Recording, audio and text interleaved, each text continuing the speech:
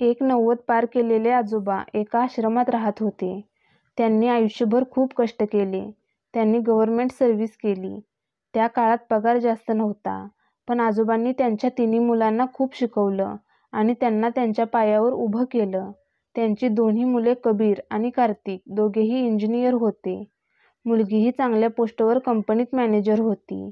तिघेही सेटल होते, शहरात राहत होते. पण आजोबांना आता घरी एकटं ठेवणं योग्य नव्हतं, कारण दोन्ही मुले आणि सुनाही जॉबमुळे बिझी राहत. मुले शाळेत जात होती. आजोबांना घरी एकटंच राहावं लागेल. त्यांना मेडिसिन आणि इतर काही गोष्टी हव्या असतील तर त्यांना वेळेवर मिळाव्यात, म्हणून मुलांनी त्यांना आश्रमात ठेवायचा निर्णय घेतला. त्यांचं मन सुरुवातीला तयार नव्हतंच, पण त्यांच्या मिसेस गेल्यानंतर ते खूप एकटे पडले होते. त्यांना आश्रमात जायच्या आधी त्यांची मुलगी स्वाती त्यांना भेटायला आली आणि 2 दिवस सोबत राहिली. त्यांना काय हवं, काय नको ते सगळं घेऊन दिलं. बाकी आजोबांना तर पेन्शन मिळत होती. ते कधीही मुलांना 1 रुपयाही मागत नव्हते. पण बिझी लाईफमुळे त्यांच्याकडे लक्ष द्यायला कुणालाही वेळ नव्हता. कारण प्रत्येकाला आपली स्वप्ने पूर्ण करायची असतात. संसार असतो, यात गुरफटले जातात सगळेच. मग आजोबांच्या घरची स्थिती ही अशीच होती. मग त्यांनीही मनाची तयारी केली की आपण आश्रमात जायचं आणि तिथेच समवयस्क लोकांसोबत छान राहिलेलं आयुष्य आनंदात जगायचं. आता आपलं काही होवो, आपण परत या घरी नाही यायचं, असं त्यांनी ठरवलं. आजोबांनी काही मागितलं तर सुनबाई म्हणायच्या, "काय हो बाबा, तुम्हाला थोडाही धीर नाही निघत. महत्त्वाची कामं चालू असतात, असं उठता नाही येत." आजोबा समजून घ्यायचे, काही बोलत नव्हते. त्यानंतर त्यांना प्रत्येक गोष्ट मागितली तर असंच ऐकवलं जायचं. सून आणि मुलगा दिवसभर नोकरी करायचे.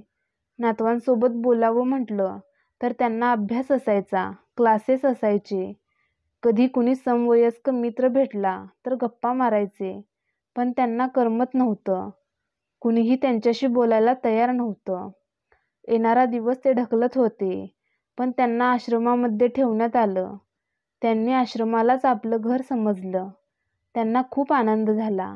त्यांच्यासारखी अनेक लोकं त्यांना भेटत गेली. समवयस्क भेटले, गप्पागोष्टी करू लागले. ते तिथेच रमून गेले होते. तिथला स्टाफ खूप छान काळजी घेत होता, त्यामुळे त्या आजोबांचे दिवस छान जात होते. आजोबाही मजेत होते. अधूनमधून मुले त्यांना भेटायला यायची. कधी-कधी ते आजोबा आजारी पडायचे, वयोमानाप्रमाणेच, पण लगेच बरे व्हायचे. त्यांचा सगळा खर्च त्यांच्या पेन्शनमधून करण्यात यायचा. पण त्यांना कधी काही झालं तर स्टाफ किंवा डॉक्टर घरच्यांना फोन करून कळवायचे. मग त्या मुलांना राग यायचा. त्यांच्याकडे वेळ नसायचा. घरातही सगळं बघावं लागायचं. मुलगीही तिच्या संसारात आणि जॉबमध्ये बिझी होती. आजोबा खूप समजदार होते. त्यांना कोणीही भेटायला आलं नाही तरी समजून घ्यायचे. आश्रमात त्यांची सर्वांशी मैत्री झाली होती. तिथल्या स्टाफला ते खूप हसवायचे, म्हणून प्रत्येकाला त्यांचा लळा लागला होता. ते सर्वांना आवडायचे. असेच दिवस चालले होते. ते थोडे आजारी होते. अशक्तपणा जाणवत होता, म्हणून आपल्या मुलाची वाट बघत होते. महिनाभर झाला तरी तो आला नव्हता. त्या दिवशी आजारी असल्यामुळे ते झोपले असताना त्यांना आपल्या मुलाचा आवाज कानी पडला. त्यांना धीर आला. छान वाटलं. आपला माणूस सोबत असताना कुठलाही आजार असू देत, एक आधार मिळतो, लढण्याची ताकद मिळते. त्याच दिवशी थोड्या वेळाने त्यांना त्यांच्या खोलीशेजारीच बडबड ऐकू येत होती. ते गाढ झोपून गेले होते, परंतु पुसटसा आवाज येतच होता. हे दुसरे-तिसरे कोणीही नसून त्या आजोबांचा मोठा मुलगा आणि सूनबाई होत्या. ते दोघेजण डॉक्टर आणि नर्सला बोलत होते. "हो, त्यांना बरं नाही आहे. तुम्ही त्यांची ट्रीटमेंट करता, काळजी घेता, हे सगळं ठीक आहे. पण त्यांचंही आता 90च्या पुढे वय गेलं आहे. कशाला तुम्ही जास्त ट्रीटमेंट करता? कशाला त्यांचं आयुष्य वाढवता? यात आमचाही वेळ जातो. मुंबईवरून पुण्याला येणं आणि त्यात आम्ही सगळेच नोकरी करतो. आम्हालाही फारसा वेळ नसतो." डॉक्टर आणि नर्स शांतपणे ऐकून त्यांना व्यवस्थित समजावून सांगत होते. पण ते लोक त्यांचंच म्हणणं मांडत होते. त्यांचं मत होतं की थांबवा आता हे. या सगळ्यात पैसाही जातो आणि आम्हालाही वेळ नसतो. ते आजोबा इतके दिवस छान जगले, आता पुन्हा त्यांचं आयुष्य कशाला वाढवता? एवढी ट्रीटमेंट का करायची? त्यांचं वय झालं ना आता. पण डॉक्टरांनी त्यांना सांगितलं, तुम्हाला बाबांची ट्रीटमेंट नसेल करायची तर राहू द्या, कारण कोणाही व्यक्तीला काही त्रास होत असेल तर आम्हाला ट्रीटमेंट अशी अर्धवट सोडता येत नाही. आम्ही आमचं कर्तव्य पार पाडू. तुम्हाला भेटायला यायला वेळ नसेल तर आमचा स्टाफ काळजी घेऊ शकतो. जरा तुम्हीही समजून घ्या ना.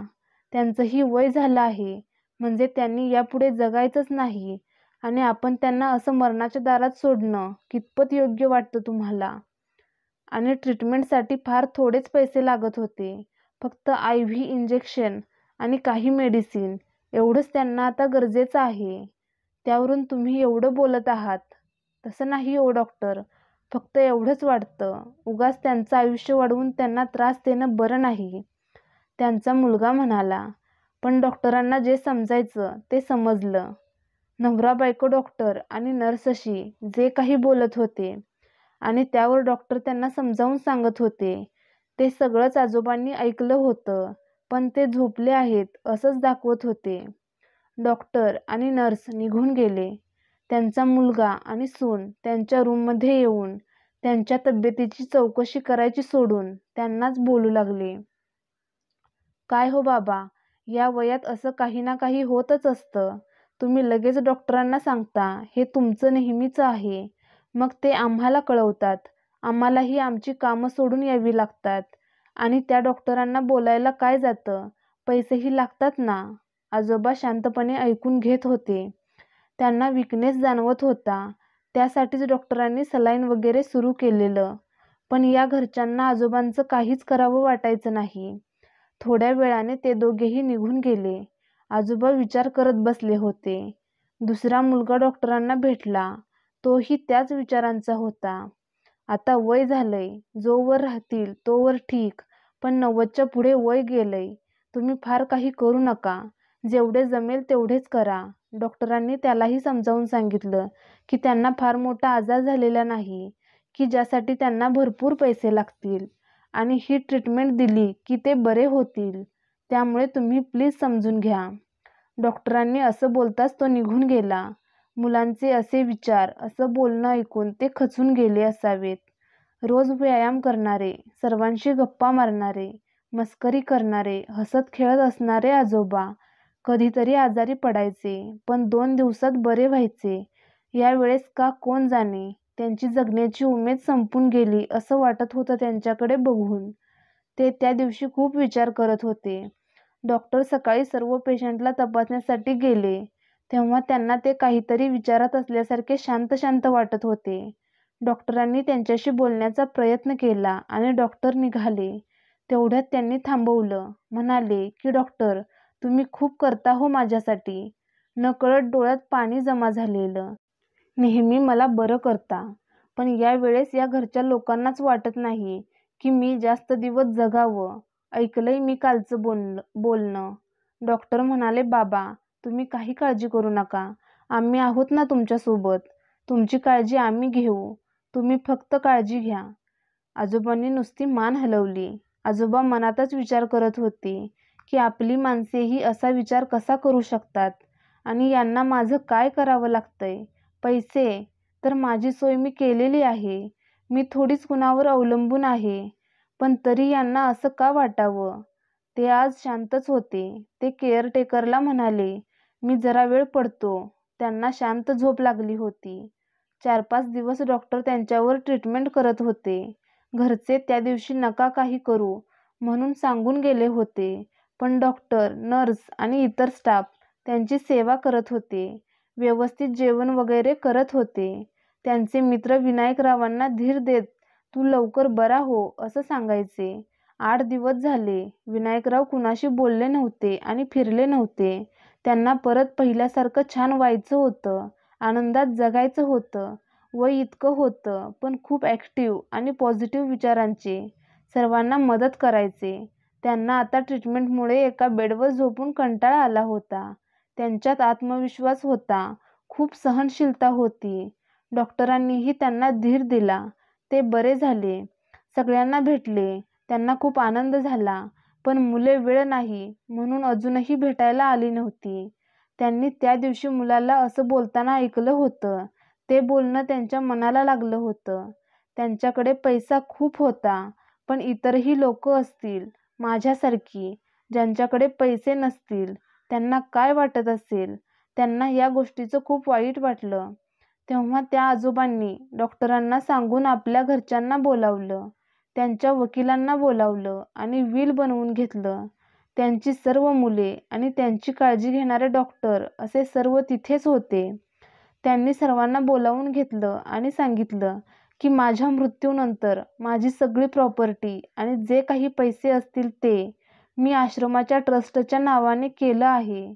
कारण आश्रमात वयस्कर त्यांच्यासारखंच कुणी पेशंट आलं तर त्यांची ट्रीटमेंट वगैरे मोफत मिळावी म्हणून, आणि त्यांच्या मृत्यूनंतर स्वतःचं शरीर मेडिकल शिकणाऱ्या मुलांसाठी दान करावं असं विल केलं. तेव्हा मुलांना त्यांची चूक कळाली. त्यांनी आजोबांची माफी मागितली. त्यांना घरी चला आता असं म्हणाले.